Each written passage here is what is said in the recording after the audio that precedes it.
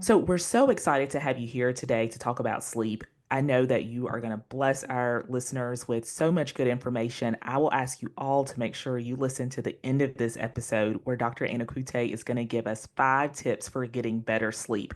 I've got a notepad and pencil in front of me because I know I need to hear it, and I'm sure you do too.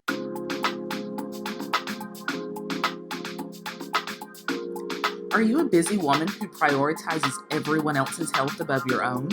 Do you have questions about your diet, exercise, or how to prevent or treat certain health conditions? Are you always Googling health questions that you forget to ask or are embarrassed to ask your primary care physician? Girl, do you even have a primary care physician? Well, welcome to Headed to Healthier. I'm Dr. Brittany Anderson, a board-certified family medicine physician, and every day in my private practice, I have discussions with women just like you who are doing their best to juggle the demands of life while also desiring to become healthier. Inside this podcast, you'll find practical and actionable health tips that you can incorporate into your daily life. You'll get expert advice and insight from some of my awesome healthcare colleagues, and you'll hear relatable conversations with incredible women just like you who have made their health a priority and are thriving because of it. So throw on your sneakers and get some steps in while you listen. Or if you're driving, get those hands at 10 and 2 and let's dig in. We are headed to healthier. Welcome back to today's episode. I'm so excited for our guest today. We have Dr. Akudo Anokwute who's joining us today. And let me tell you guys, she is an amazing physician. First of all, she is triple board certified. What that means is that she has 3 different certifications in medicine, which means she went through a lot of training, y'all, and she is super smart. Her board certifications are in internal medicine. She is also board certified in obesity medicine and board certified in sleep medicine. And sleep medicine is what we are going to pick her brain about today. She practices in Indiana, but I'm so happy that she decided to join us today for this podcast episode. Dr. Anokwute, is so great to have you today. Did I miss anything? Is there anything else you want to tell us about you before we get started? Hi, Dr. Anderson. Thank you so much for that warm welcome. I think you caught everything. The only thing that I wanted to say was to talk about my practice. I co-own a multi-practice in Indiana area, but I'm so happy to be here with you. Well, it is wonderful to have you. I know sleep is one of the things that I myself sometimes struggle with, and that so many of my listeners struggle with too. I think I was telling you when we were kind of prepping for this call that I put out some feelers of some friends and just said, what are the top 10 questions you have about your health? Just to kind of guide me in the right direction of where these first couple episodes should go. And almost every one of them had questions about sleep and sleep habits and just good sleep hygiene. So, again, so excited to have you here. If you're okay with it, can we just go right into it? Yes, let's do it. All right, let's do it. Now, I have patients all the time in my family medicine clinic who will come in and say, Dr. Anderson, I feel like I don't get enough sleep at night. Or sometimes they'll say, I feel like I sleep too much through the day. And I know that question lingers out there of how much sleep we actually need. As a board certified sleep medicine physician, what's your answer to that? That's a really good question. I'm going to start out by saying that sleep requirement is age dependent. And so that means that for different age groups, there is a recommendation for the required amount of sleep. The American Academy of Sleep Medicine recommends 7 to 9 hours of sleep for adults. And that would be ages 18 to 65. Now, that being said, it's very crucial for us to all understand what our bodies would like to have as the required amount of sleep. And what I mean by that is that some people would do well with just getting only 7 hours of sleep, while some other people would need to get closer to 9 hours to feel like they've had a real good, refreshing sleep.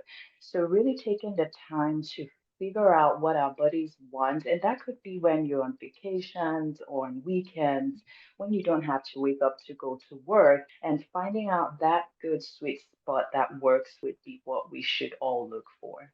That makes so much sense. So keeping in mind 7 and 9 and kind of letting your body tell you, do you need to be closer to the 7 or if you should be closer to the 9, right? Yes, yes. Yeah, so many people I feel like tell me, and I'm sure you probably hear this too. Oh, I always get 5 hours of sleep and my body runs just fine on 5 hours of sleep. And I tell my patients that is not okay. I don't care what you've trained your body to do to get good restorative sleep. You need to be sleeping at least 7 hours a night. Do you agree with that, or am I pushing it a little I bit with my do, patients? absolutely. I do agree with that.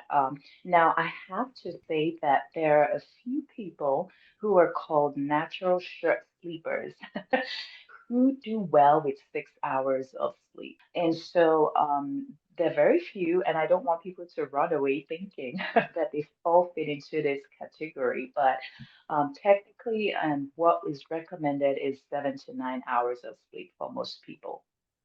That is wild. Natural short sleepers. I've never even heard that term. So we're not even 5 minutes into it, and I've already learned something. That is incredible. But I see what you're saying. Ladies, if you are only getting 5 to 6 hours of sleep a night, do not take that to mean that you are a natural short sleeper. We still want you to be looking to get in that 7 hours of sleep. Yes, please. Absolutely. And so that covers how many hours we should be getting sleep at night. But for some people, that's really hard. I mean, some people say, I lay down to bed at a certain time every night and I just stare at the ceiling for an hour before I go to sleep, or I end up watching TV until 2 o'clock in the morning because I can't fall asleep. So I feel like there's this issue out there, people saying, I lay in bed for these long periods of time and I can't go to sleep. What do I do about this? What are your thoughts on that? Yes, so I want to start by saying that it is okay to get in bed and not fall asleep right away. Okay. We all should give ourselves at least 20 to 30 minutes before we begin to think that we need to get out of bed and do something else. Why do I say this? A lot of people panic when they can't fall asleep right away, and that doesn't help. That only perpetuates insomnia in the long run. And so I want to put that out there that it is okay. Now, even if that goes on for like an hour, it is still okay because everyone has a bad day where they're not able to fall asleep. Maybe they had a really difficult day. And so taking it out so much on yourself is not the best thing to do. Oh, that's really What good. I'm you sorry to do, interrupt you, but yes. that's so good because I do. I lay in bed sometimes and I'm like, Brittany, why don't you go to sleep? Just go to sleep, go to sleep. So that's great. Thanks. Yeah, so no panic here, no fear, no anxiety, because when we become anxious around sleep or about anything in general, we trigger the wakefulness center. The center in the brain, that's the hypothalamus, that is responsible for thoughts, responsible for anxiety, is the same center for wakefulness. And so, Hmm. whenever we trigger anxiety provoking thoughts, we also turn on that switch in the brain to stay awake. So, it is okay not to fall asleep, but it's not okay to panic about it, as that will make things worse. Now, what can you do if you get in bed and after 20 to 30 minutes you find that you're still not falling asleep? This is just the natural way for your body to tell you that the body is not ready to fall asleep at that time. So, what I tell my patients to do would be to get out of bed and do something else. Now, we have to make sure we're not doing anything that is stimulating, like Right. reading a very interesting novel that wakes up the brain, right? You could read some boring newspaper or something, or listen to a boring podcast, something that will kind of help you to wind down. And you can also do this when you wake up in the middle of the night. If you lay there for 20 minutes and you can't fall back asleep, it's okay to get out of bed. An emphasis on getting out of bed because you don't want to do any of these activities in bed. One thing Oh, people should not do, yes, one thing people should not do is to lay in bed and watch the clock tick. That helps to create anxiety. So you're in bed, you can't sleep. Before you go to bed or in the middle of the night, get up, get out of bed, sit in a chair outside of bed. Now, why are we saying to do this? We want the brain to see the bed and only think of sleep. And so staying in bed after 20 to 30 minutes gets the brain confused if you don't fall asleep. Yeah, that makes so much sense. I tell my patients, and I hope this is okay, but I tell my patients, your bed is for sleep and sex, all right? And so you can move the sex somewhere else if you want to, but you want to condition your brain that when you get in the bed, it is time to go to sleep. And so it's so great that you Yeah. say that same thing about getting up and getting out of the bed so that your body is not getting used to, or your brain is not getting used to doing other things in the bed. So I love that. And I'm sure that a lot of our listeners are really keying in on that point too. Thanks. Yeah, I'd like to add that it's also important to find out if there are reasons why we are waking up. There are a few things that can cause nighttime awakenings, and finding and making sure those things are not things that we need to report to our primary care doctors or to a sleep doctor would be the next step. For example, sleep apnea can actually wake people up in the middle of the night. And so if you're finding that you wake up two, three times a night and you just can't explain why, that might be a good time to say, maybe I should get this checked out. So that's something else that we could do apart from this lifestyle changes or behaviors or things, tips that we just talked about that we could apply when we wake up in the middle of the night. Yeah, and I'm so glad that you brought up sleep apnea. So I am a snorer, or I should say I was a snorer, and like a very loud snorer. I mean, there were times that, if I was at my parents' or on a trip with my niece, or even when it was just me and my dog in the house, sometimes my dog would look at me like, "Lady, why are you so loud in the middle of the night? Just go to sleep and be quiet." And so a couple months ago, it's not even been a full year, but I was getting to this space where I knew I snored already because everyone that ever been anywhere in a room with me at nighttime would tell me that I snored. And also, I was getting to a point where I was more tired when I woke up in the morning than I was before I went to sleep at night. I wake up with headaches, my blood pressure was a little bit high, all the things. And so I got a sleep study done and actually found out that I have sleep apnea. And so I wear CPAP now. It is the best thing. I get really good Oh. restorative sleep. And so I know that sleep apnea itself is a whole other episode. And I'm going to just ask right now if you're okay with coming back and us doing a whole other episode on sleep apnea. But since you touched on it, is there anything else that you wanted to add about sleep apnea now? Like maybe just a little bit, and then we dedicate a full episode to it later? Yes, yes, and we can talk a whole lot about it later, absolutely.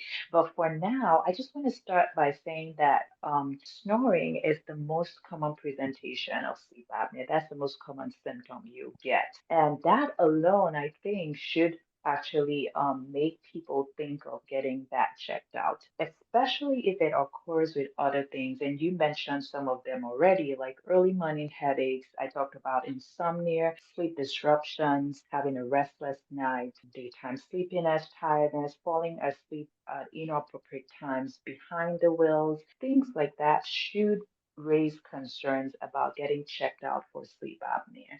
Now, one thing I also get to learn from my patients is that they get the report from their spouses that they stop breathing. So if you've been told, or if you get to know that you're waking yourself up at nighttime because you're gasping or you're choking, that's also a clue that sleep apnea might be present and should get checked out and treated. Oh my goodness, yes. I cannot tell you how many times I will have, my patient there, and usually their spouse is also my patient too, but it'll be that visit when the spouse comes with them and we'll get through the whole office visit and the spouse will say, "Dr. Anderson, you have got to do something about them waking up in the middle of the night gasping for breath, or that they snore so loudly, or Dr. Anderson, I know that they are stopping breathing in their sleep." And I'm like, "All right, sign you up. You're getting a sleep study. Let me know how it goes and tell me when you get that CPAP machine because I know it's coming." But yes, that happens so often in clinic that the bed partner is the one who will come in with them and say, "This is a problem. We've got to do something about this." Yeah. All right, so I promised earlier at the beginning of this episode that you were going to give us your 5 tips for getting better. And by better, I mean more restful sleep. And so getting this from a board certified sleep medicine physician is major. I've got my pen and paper here and I'm ready to take notes. Will you give us your best 5 tips for getting better and more restful sleep, Dr. Anakwute?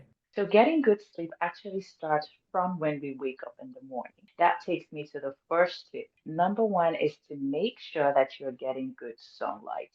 And keep in mind, the things that I'm going to share with you today are things that you probably have heard someone talk about, but I will explain why these things are necessary. Now, we live in a time where people work remotely from home and so don't have the time to go out for a walk to get some sunshine, and still think that sitting by a window or using a box light is enough. But not necessarily so, because the amount of light exposure that you get from sunlight is a lot more than what you would get from a light box. Now, we measure light in terms of lux. You can get as much as 100,000 lux of light from sunlight, but you can only get up to 10,000 lux of light from a light box. And why do we need sunlight? Getting out in the sun in the morning when you can helps to reset the circadian rhythm, and that is just our internal clock that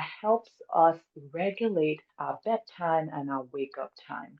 And so being able to go out in the sun can help the brain work towards a good set bedtime for you, so when you get to bed, you are able to fall asleep quickly. Now, my number two tip is also something we hear pretty often, and that is to cut back on naps, or I would say no naps at all, especially if you have significant difficulty falling asleep.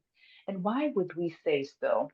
This is because when we wake up in the morning, the body begins to build what we call a sleep drive. And that sleep drive grows and builds up all the way up until nighttime when we're ready to fall asleep. But when we take naps during the day, we cut back on that sleep drive, and then we have to start afresh to begin to build a sleep drive from when we wake up from that nap back till when we're about to fall asleep. And so, recommending that people do not take naps, especially after 3 p.m. And if they must, maybe should last for only 20 minutes, will help a lot of people fall asleep when they want to fall asleep. So let's say you choose a bedtime, 10 p.m., and you're so sleepy, you're so tired during the day, you could aim to have a scheduled nap, set an alarm for only 20 minutes, somewhere around 1 p.m. And this is just because you can't move on without, putting your head down to take a little break. But if you can, we prefer for people not to take naps during the day. Now, this leads me to my next tip. Number three tip is having a set bedtime and having a set wake up time. Going to bed at a set bedtime is very crucial to help the brain reset and maintain that schedule. We all like to be consistent, or we all do not like change, right? And so does the brain. So thinking that if you have the same bedtime on weekdays and then you change those bedtimes over the weekend does not help the brain, because then the brain gets confused about what to do next. When we choose a set bedtime, the brain sticks to that time and helps us to fall asleep. Now, the more important is even to wake up at the same time every day, regardless of what time you go to bed. Now, let me explain what this whole bedtime means. Now, think about when you take extra hours before you fall asleep on the weekend. So you have a full week of work, and on Friday, you're like, ooh, I need to relax over a show. And then you go to bed later than you would. You wake up the next day later than you would. And you do that on Saturday, and on Sunday night, you're struggling to fall asleep because you're trying to get as much sleep that is required. And Oh, then that in makes the so much morning, sense. yeah. So in the morning, when you have to wake up to go to work, your brain is not ready because A, you did not fall asleep at the right time on Sunday night, and B, you're waking up earlier than you did over the weekend. And so that puts the brain in so much confusion, and you wake up feeling exhausted, groggy, and you're like, oh my goodness. So this is why a lot of people do not like Monday mornings. That And is so so funny. making Oh my gosh, this is gold. This is such good info. Okay. Thank you. So making sure that you're keeping a consistent schedule on your work weekdays, weekends, vacations, holidays, even for shift workers, we encourage them to stick to the same bedtime. Now, I'm going to move on to the next tip. That would be the nighttime routine. This is our number four tip, having a set nighttime routine. And what do I mean by this? Simple things like having a shower, brushing your teeth, changing to your nightwear, your self care routine, whatever you do at nighttime, your breathing exercises could come in here as well, relaxation techniques, all of that are simple things that can cue the brain into knowing that, okay, it's time for us to begin to wind down. And so having this routine helps the brain to get in the mode to kind of start winding down and preparing the body to fall asleep. Now, the last tip, that's my number five tip, would be screen time. I don't know who have Yes. not heard about screen time, but today I'm going to share why we don't recommend screen time. A lot of people know to cut off screen, but the question is when, what time should I cut off the screen? So we recommend to cut screen off 2 hours before bedtime. We recommend that people leave their phones, electronic devices in the living room before coming to bed. And so Oh, you're people asking a lot on that one, Dr. Anakute. Oh, I know because that's how you overcome the temptation to pick up yes. the phone and check a notification or, oh my God, I Yes. forgot to look at this email or that. And why do we say don't have the screen in your face before bedtime? Now, the screen emits the blue light, which stimulates the brain, one, and decreases the production of melatonin. Now, melatonin is the body's natural hormone that helps us to fall asleep. And so, when we expose ourselves to screen time, especially close to bed, we decrease the amount of melatonin that we need to fall asleep. When we also expose ourselves to screen time, and a lot of us are guilty, right? Scrolling through social media and all of that, all of those things are stimulating. And so the brain should be winding down at bedtime, but then we're Hmm. feeding it with things that will wake it up. And so when you put the phone down or put your computer down, you find that, oh my God, I now can't fall asleep. And so that's why we say to put away screens at least 2 hours before bed so the brain gradually shuts down and it's easy to fall asleep. That is so good. I feel like those are five gems. I'm going to repeat them all. So, they're your five tips for getting better and more restful sleep. So, number one, you said make sure that you're getting sunlight and actual sun exposure during the day and not just relying on inside light sources. Number two, cutting back on naps during the day or not napping at all. And if you have to take a nap, make it just a 20-minute nap and before 3 o'clock p.m. Number three, setting a bedtime and a wake up time, and importantly, doing that every single day. So, even on the weekends, on vacation, all the time, making sure that you're going to bed and waking up at the same time. Number four, having a good nighttime routine. So, giving your body the actual chance and your brain the chance to wind down before expecting to go to sleep. And then number five, and that was the biggie and one that we all have to work on, and that is limiting your screen time, especially 2 hours before bed. So, trying to have no screen, not getting that blue light 2 hours before bed. And I love the idea of putting your phone in another room. I say I love it. It is going to be hard to do, but I'm going to work on that one. That's a really good tip there. Thank you.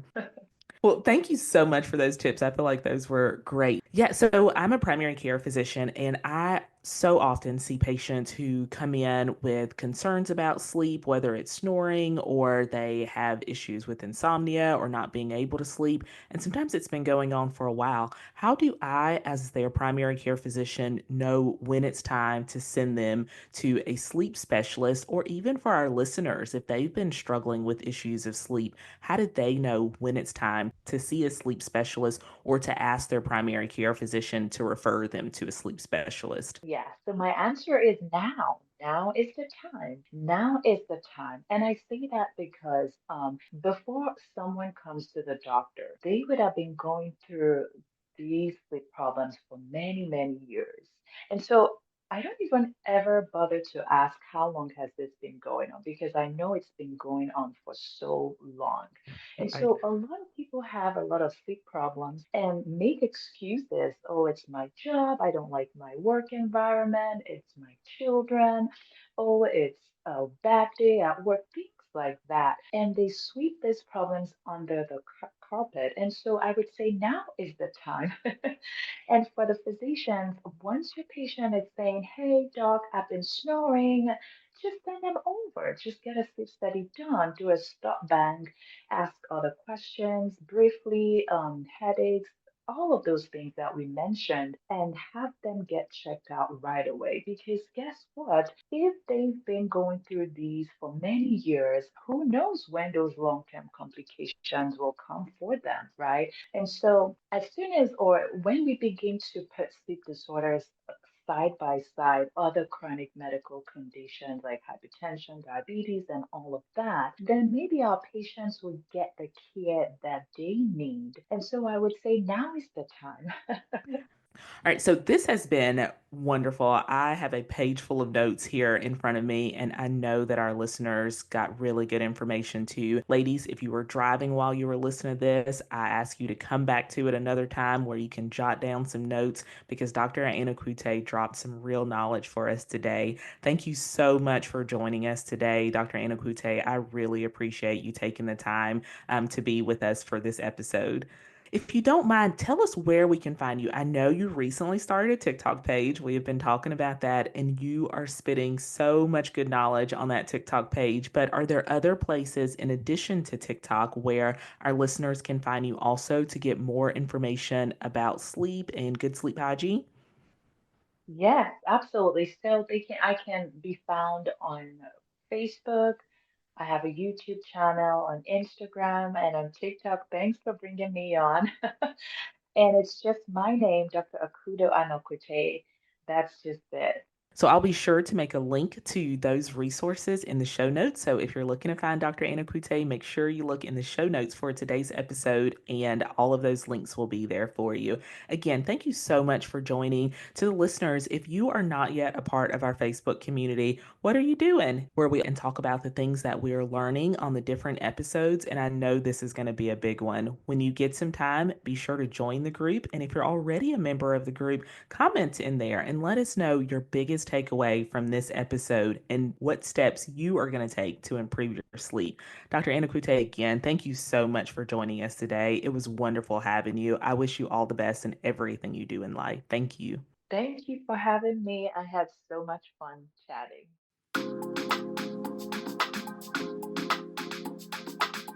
Hey, thanks for listening in today. I hope something you heard in this episode will help you on your journey to becoming healthier. Remember, this podcast offers general health information. I am not your personal physician. If you need advice that is specific to you, be sure to consult your physician. If you enjoy this podcast, please consider sharing it with a friend and reviewing it on Apple Podcasts. Also, be sure to subscribe to the show so you never miss an episode. Tune in next week for another great episode of Headed to Healthier. Until then, take care of yourself. Talk soon. Bye.